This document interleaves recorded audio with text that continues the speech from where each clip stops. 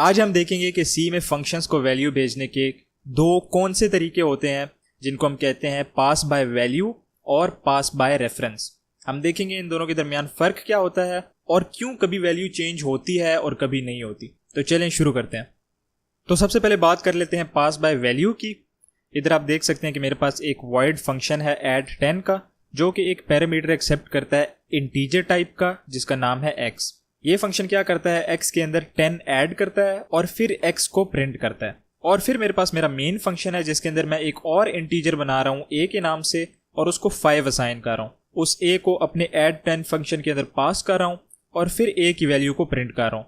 और चूंकि मेरा main function integer type return करता है तो मैं इधर एंड पे 0 को रिटर्न कर रहा हूँ। अब इसको रन करने से पहले हम देख लेते हैं कि पास बाय वैल्यू का असल में मतलब क्या होता है। इसका मतलब ये होता है कि अगर आप अपने मेन फंक्शन या किसी भी और फंक्शन के अंदर किसी फंक्शन को कॉल करते हो और उसको कोई वैल्यू देते हो तो वो फंक्शन क्या करता है कि सिर्फ उस वेरिएबल की वैल्यू ले लेता है और अपने लोकल स्कोप के अंदर उसके लिए एक न्यू वेरिएबल बना देता है। जैसे इस फंक्शन की केस में ये एक इंटीजर x एक्सेप्ट कर रहा है तो इसके इस लोकल स्कोप के लिए x जो है एक न्यू वेरिएबल के तौर पे बनेगा। ऐसा नहीं होगा कि जो हमने इसको वैल्यू पास की है या जो वेरिएबल पास किया है वही वेरिएबल स्कोप में यूज होगा। इस स्कोप के लिए एक न्यू वेरिएबल बनेगा x के नेम के साथ जो कि हमारे इधर पैरामीटर का नेम है, और उस x की वैल्यू का जो एड्रेस है वो दूसरे इंटीजर वेरिएबल की वैल्यू से बिल्कुल डिफरेंट होगा। यानी इंटीजर a का एड्रेस डिफरेंट होगा और x इंटीजर का जो है एड्रेस डिफरेंट होगा। इसको हम कहते हैं पास बाय वैल्यू। यानी आपने एक फंक्शन को एक वैल्यू दे दी, अब वो उस वैल्यू के लिए खुद एक वेरिएबल बनाएगा और अपने स्कोप के लिए वही वेरिएबल यूज करेगा। हमारा काम क्या था कि हमने सिर्फ उसको वैल्यू प्रोवाइड करनी थी, वैल्यू दे दी, अब हमारा काम खत्म हो गया, वो फंक्शन जाने उसका काम जाने। जैसा कि हमने इस फाइल के अंदर किया है, अपना ऐड 10 फंक्शन बनाया है, उसको एक वैल्यू पास की है, उस वैल्यू को हमने लोकलाइज किया है यानी अपने स्कोप के अंदर एक न्यू वेरिएबल बना दिया है, फिर उसके अंदर 10 इंक्रीमेंट किया है और उस लोकल स्कोप का जो वेरिएबल था उसको प्रिंट किया है। और इस मेन फंक्शन के अंदर जब हमने अपने ऐड 10 फंक्शन के अंदर a को पास किया तो वो एज अ वैल्यू पास हुआ, यानी इधर 5 गया, 5 इधर x के अंदर स्टोर हो गया, x के अंदर 10 इंक्रीमेंट हुआ और इधर 15 प्रिंट होगा, लेकिन जो a की वैल्यू है वो 5 ही रहेगी। और इधर मैं अपने प्रिंट एफ फंक्शन के अंदर जब इसको प्रिंट करूंगा तो आप देखोगे कि ये 5 ही प्रिंट करेगा, इसमें कोई चेंज नहीं आएगा। तो मैं इसको रन कर लूंगा। रन करने के लिए मैंने इसके लिए एक मेक फाइल बनाई है जिसके अंदर मैंने 2 सेक्शंस बनाए हैं, एक अपने वैल्यू वाली फाइल के लिए और एक अपनी रेफरेंस वाली फाइल के लिए। मुझे पता है ये बिल्कुल स्टैंडर्ड तरीका नहीं है, लेकिन चूंकि ये इजी था तो मैंने इसी तरह अपनी फाइल बनाई है। आपको जैसे अच्छा लगे आप उस तरह बनाओ अपनी फाइल। तो मैं अपनी वैल्यू वाली फाइल को रन करूंगा तो आप देखोगे कि फंक्शन के अंदर x की वैल्यू 15 है और मेन फंक्शन में a की वैल्यू 5 है। ये देखें, जो हमारा ऐड 10 फंक्शन था उसके अंदर जो प्रिंट एफ फंक्शन है वो x की वैल्यू को प्रिंट कर रहा है जो कि 15 होगी, और हमारे मेन फंक्शन के अंदर जो हमारा प्रिंट एफ है वो a की वैल्यू को प्रिंट कर रहा है जो कि 5 होगी। तो इसको हम कहते हैं पास बाय वैल्यू। यानी आपने एक फंक्शन को एक वैल्यू दे दी, वो अब उस वैल्यू का जो करना चाहता है करे, हमारे जो मेन वेरिएबल है उसके ऊपर उसका कोई इफेक्ट नहीं पड़ेगा। ठीक है, अब हम बात कर लेते हैं पास बाय रेफरेंस की।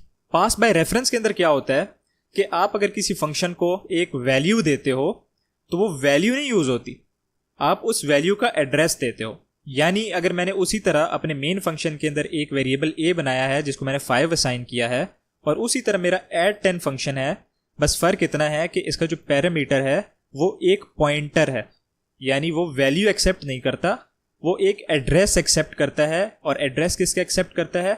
एक इंटीजर वेरिएबल का। यानी कि ये फंक्शन कह रहा है कि भाई मैं रन होऊंगा, तुम क्या करो, मुझे एड्रेस दे दो कि किधर हमारी मेमोरी के अंदर एक इंटीजर वेरिएबल या उसकी वैल्यू पड़ी है। ठीक है, ये उसका एड्रेस लेगा, फिर क्या करेगा, ये उसको डी रेफरेंस करेगा, यानी कि इसके पास जो एड्रेस आया होगा ये उससे उस वेरिएबल को एक्सट्रैक्ट करेगा, उस वेरिएबल को एक्सट्रैक्ट करेगा, फिर उसी वेरिएबल को एक्सट्रैक्ट करके उसकी वैल्यू के अंदर 10 प्लस करेगा और फिर उस वेरिएबल की वैल्यू को प्रिंट करेगा, ना कि अपने लोकल स्कोप के अंदर किसी वेरिएबल की।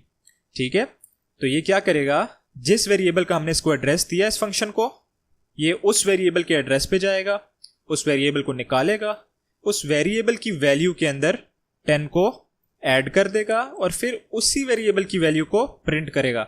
यानी इसमें हम एक ही वेरिएबल के साथ काम कर रहे हैं, ऐसा नहीं है कि लोकल स्कोप के अंदर कोई और वेरिएबल बन रहा है, ठीक है। इधर इसका नेम एक्स है, लेकिन ये पॉइंट ए की ही वैल्यू को कर रहा है, और ये सिर्फ हमारे पास पॉसिबल होता है पॉइंटर्स के थ्रू, ठीक है। तो अब अगर मैं इस फाइल को भी रन करूं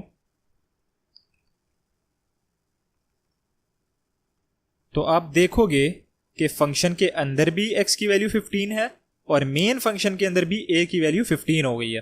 क्यों? क्योंकि हमने ऐड 10 को जो है a का एड्रेस दिया था और कहा था कि भाई इस लोकेशन पे हमारा डाटा पड़ा हुआ है, तुम उस लोकेशन के ऊपर जो डाटा है उसके साथ छेड़खानी कर सकते हो, ठीक है। यानी a की वैल्यू जिधर पड़ी है उधर जाओ, उसके अंदर 10 इंक्रीमेंट कर दो, फिर a की ही वैल्यू को प्रिंट करो, लेकिन उसके एड्रेस के थ्रू।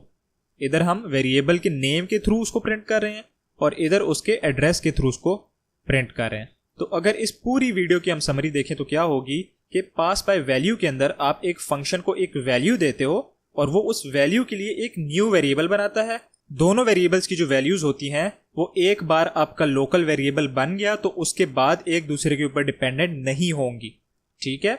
और पास बाय रेफरेंस के अंदर क्या होता है कि आप एक वेरिएबल बनाते हो, फंक्शन को उसका एड्रेस दे देते हो, कहते हो कि भाई जाओ इस एड्रेस के ऊपर जो लोकेशन पड़ी है उसके साथ छेड़खानी करो, उसको यूज करो, उसको एडिट करो, जो करना है करो, ठीक है। तो वो उस एड्रेस के ऊपर वैल्यू चेंज करता है, इसीलिए सेम वेरिएबल जो होता है उसकी वैल्यू चेंज हो जाती है, लेकिन आप उसकी वैल्यू को प्रिंट 2 बार करते हो। तो इस वीडियो के लिए इतना ही, मिलते हैं अगली वीडियो में, तब तक के लिए learn simple and right simple.